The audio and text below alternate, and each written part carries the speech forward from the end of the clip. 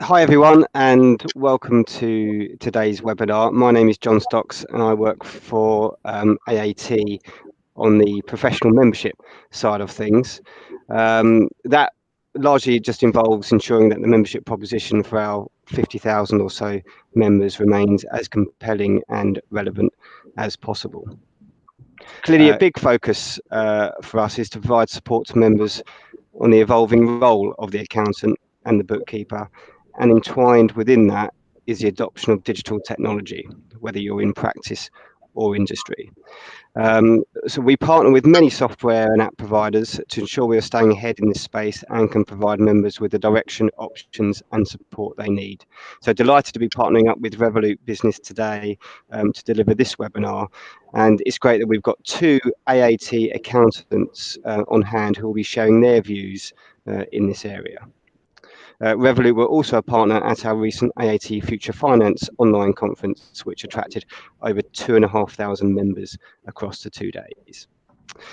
I'm now going to hand over to Rishi from Revolut, who is the host for today's session. Great. Thanks a lot for that introduction, John. Yeah, today I'm delighted to be joined by Tamsin and Rob. And before I hand over to them to introduce themselves, I'll just say a few words about myself. I'm one of the first employees at Revolut, joined 4 years ago when we were setting up the business in a small room. And most recently, I've moved on to our accountant partner team, because we're really now investing in creating a proper accountant partner program to help accountants become more efficient and save money when it comes to automating their finances and also the finances of their clients. We now have several hundred accountancy firms that have partnered up with us to use Revolut Business and spread it to their customer base. But I'd love to hand over maybe first to Tamsin, just a quick introduction about you and your firm, and then Rob after that. Okay, thanks very much, Rishi. So I run Steed Accounting Solutions, which was set up in January 2015. We specialise in working with small and micro businesses. And we really focus on a working relationship, making sure that all our business owning clients are sort of supported, and they've got all the right information to make the right decisions in their business. So that's me. We've got a small team. I sort of head up the compliance and the business advisory. And I've got a small team underneath me working, doing all the other bits and pieces. Great. So we'll hand over to Rob now. Hi, good afternoon, everybody. My name's Rob Newman. I am the tax director of CCM Carter Collins and Meyer. The firm itself has been around for a long time, 1957, but in its current form, I joined in 1999. There was one man and his dog and a few bags of incomplete records. Today, we've got 40 staff. We look after about 2,000 small businesses across Greater Manchester. Very similar to Tamsin in terms of the type of work that we do. It's making sure that small businesses know where they're at, managing, controlling their finances, and getting no surprises. Awesome. Great to have you both here today. So I wanted to jump into a few questions about automation. It's going to be great to hear from both of you who are on the front line and making it happen across the SME ecosystem. So maybe starting with you, Tamsin, can you talk a little bit about how you approach the topic of automation for your clients, especially when it comes to their finances? Yeah, I mean, I think it's definitely an easier conversation now than it was 5 years ago. I think a lot of people are more on board with sort of cloud technology, and it seems to be the norm. That being said, I do still speak to a lot of clients who are still on spreadsheets, and we will only take people if they go on to Xero. We work exclusively with Xero. So sometimes it can require a bit of a sort of sales pitch as to why it's going to benefit them, and really that comes down to the automation. And ultimately, as I said, the majority of our clients are micro businesses. They're owner managed businesses. They often start off just on their own. So the more that they can sort of automate and streamline in their business and make more efficient, the more time they have to focus on actually running their business and scaling it and reaching the goals that they want to achieve in their business. And generally, that's enough of a sales pitch to convince them that it's worth doing. So cool. Very cool. And I guess, Rob, from your point of view, from the tax point of view, how does automation feed through, and how are you pushing this onto your clients? Yeah, I have quite a specific methodology of how I try and work with clients on things, not just in tax, but just across advisory in general. I have a belief in 5 pillars of any business, which I picked up when I worked at a corporate. And the 5 pillars are sales, service, standards, people, and costs. And I try and take even small businesses and work them through a 12-month coaching program across the 5 pillars, looking at key performance indicators and looking at methods and looking at their systems and structures across those.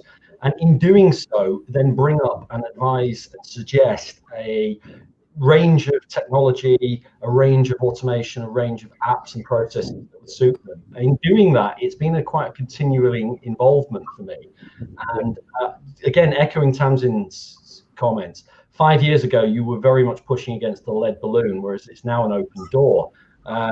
We do have a range. We're not just Xero. We've got a range of all sorts of stuff, and we'll still work with you regardless of what you're doing, but then price accordingly, and we'll change the way you come about it, and are open in saying that the more that you automate and have ready and deal with data for us, the less the compliance cost of this is going to be, the more actual value added we can get into, and the more opportunity we have for planning taxes or looking at mergers and acquisitions. Because even within small businesses, particularly at the moment, there's some fantastic M&A opportunities.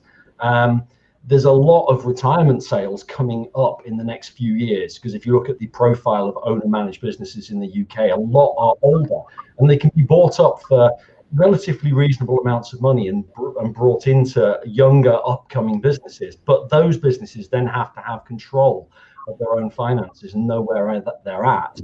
And automation is absolutely fundamental to that. Very, very interesting. And if we look at sort of the different areas that can be automated, so it seems, the key focus was initially on like, how do we automate the process of getting data into the accounting software, right?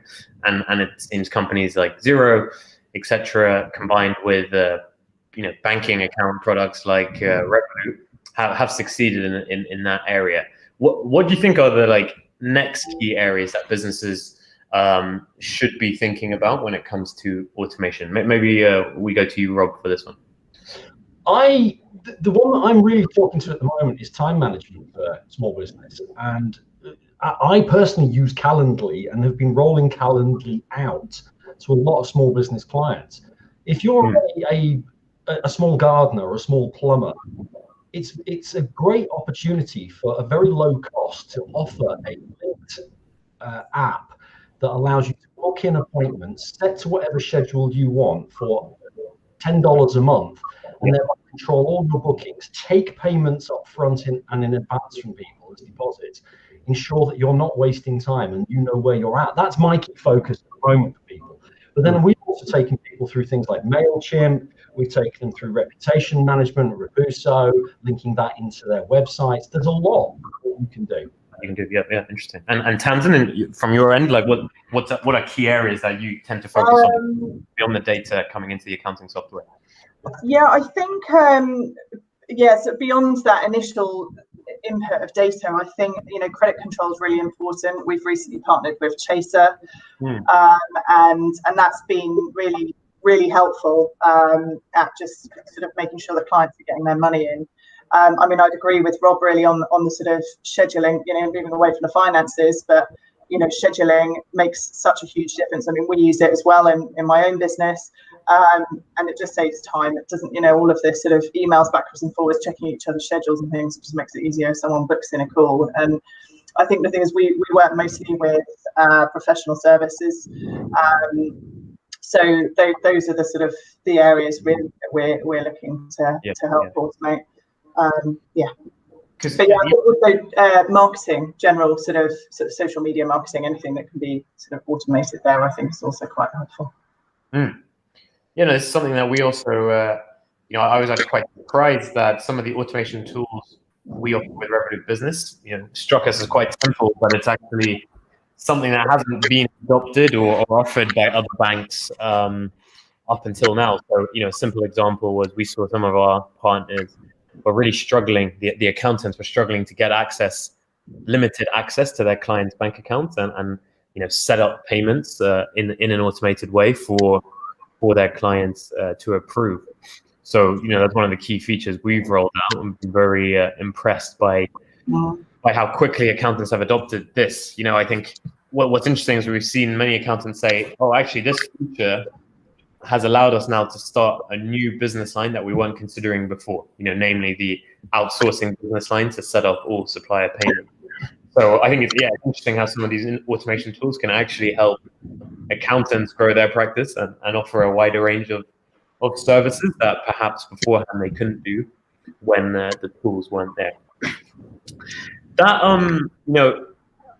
I'm also intrigued to understand a bit, especially from you guys on the front line, how your clients' approach to automation has changed as a result of COVID. Have you seen that even the Luddites are coming forward, or what have your impressions been here?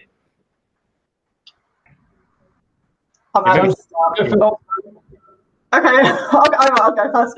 I wouldn't say I've seen like a huge shift in the sort of in approaches to anything, but I do think clients have realised more and more the importance of managing their finances properly, and therefore I think it's easier to explain to them the benefits of automating certain things. So anything that can streamline, make things more efficient, free up their time so that they can focus on what's really important, I think it's just easier to explain to existing clients who are potentially, for example, on very basic packages with us. We found it easier to sort of encourage them to take on extra services or pay for extra products that that integrate with Xero that they might not previously have wanted to pay for because they didn't want to have to pay anything for it or something. So that's what we've noticed.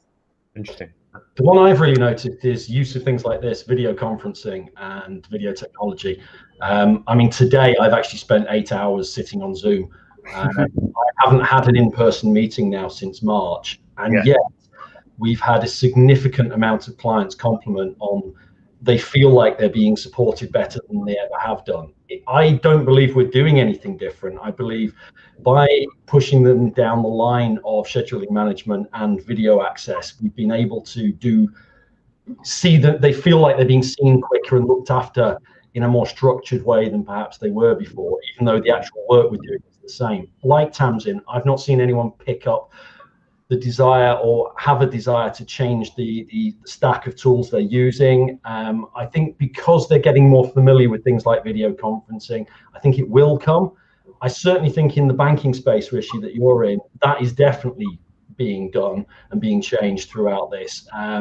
The uptake, we recommend you guys for what we do. The uptake of that does appear, I'm not seeing the end result yet, but does appear as if we are getting more people going towards new forms of banks rather than wandering into the high street because the high street just wasn't available at all. Yeah, interesting. And that's in spite of the fact that these high street banks are often the ones, offering a lot of the COVID government-backed lending schemes that are out there. They are, but at the same time, if you just can't get a bank account, which is what some of these people are suffering from, you're still in the right space for that. Yeah, exactly. No, and I think that's very much our vision at Revolut as the largest digital bank now in UK and Europe is, we appreciate that some clients will have those existing relationships with their traditional banks, which they use to maybe access some of these government lending schemes.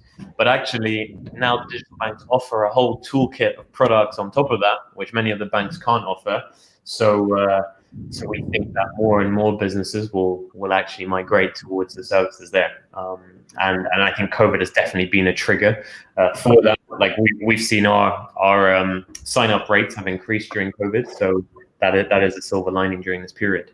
I think like another aspect that I've heard from some of our partners is due to all the cost constraints, some of their clients have been reducing the size of their finance team and then actively looking to adopt automation in a way they haven't done before.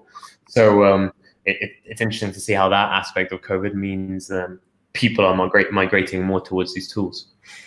Then I don't want to move on to this topic of, we all agree here, right, that automation has made our lives easier, our clients' lives easier.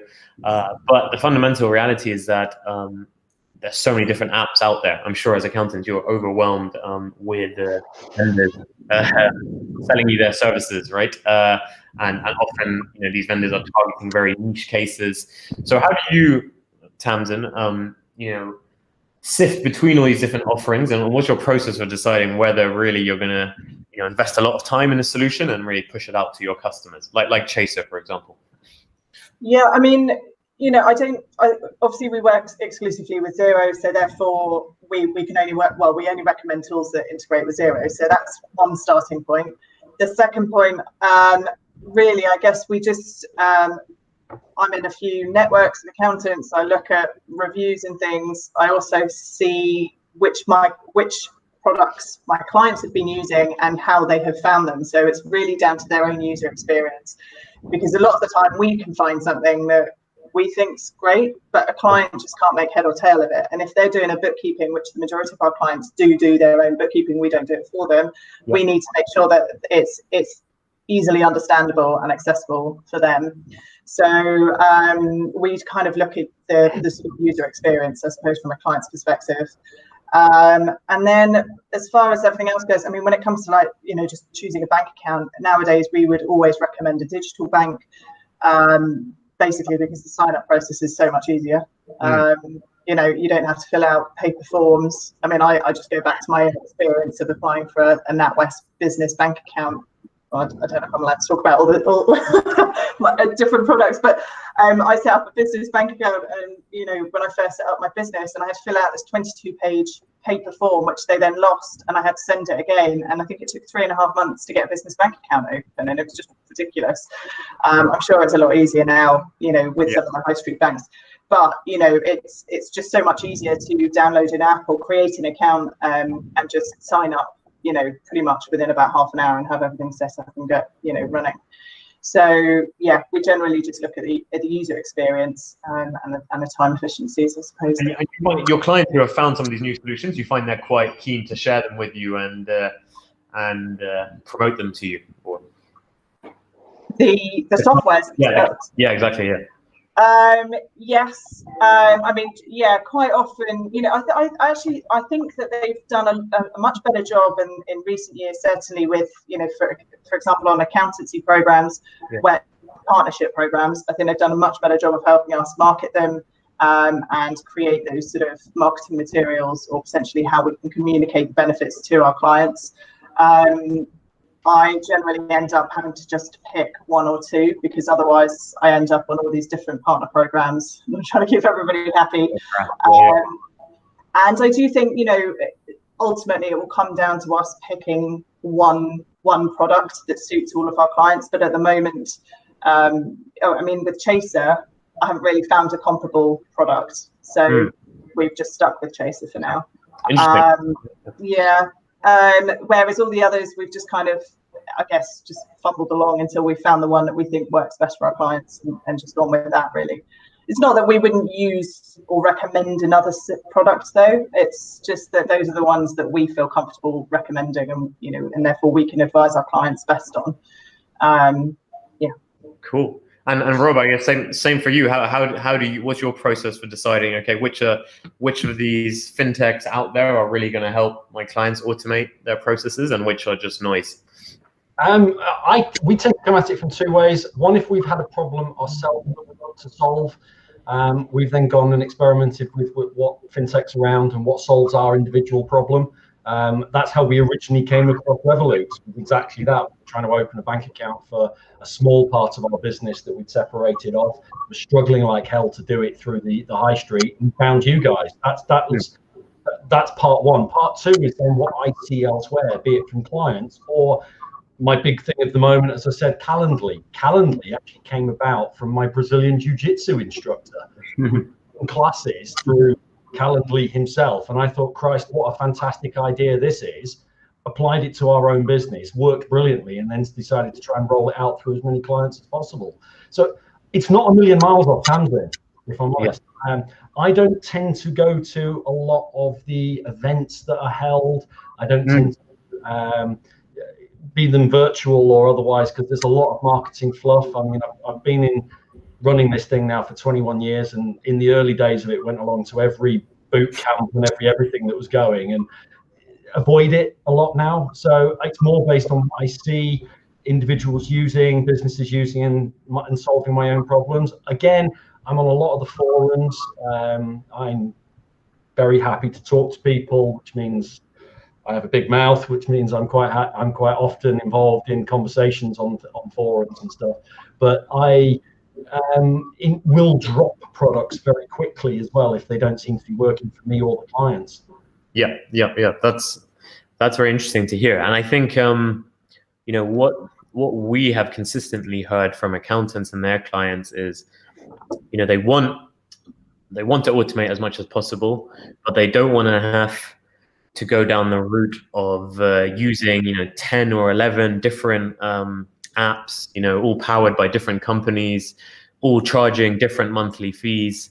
So that's really why our vision at Revolut has been to create what we would call a super app, which can serve all these different needs that customers have when it comes to automating their finances, whether that's on the corporate card side of things, whether that's on the FX forward transactions, whether that's on accepting card payments online, because only in that way do we believe you can deliver a product that is the best quality because it's fully integrated, and be the best value for money, and that's really how we shape our strategy going forward. Great. It's been a pleasure to have you both on the call, Tamsin and Rob, and thanks a lot, John, again for setting this up. Delighted to be partnered with AAT and see the great work they're doing to push automation and innovation out to their members. So thank you all for your time. Thank you very much. Thanks, Rishi. Oh, I'll just add one other comment, which I forgot at the beginning, is that if you have any questions, then feel free to leave them in the comments, and we will respond to them when we publish this. Thanks a lot. Take care, guys.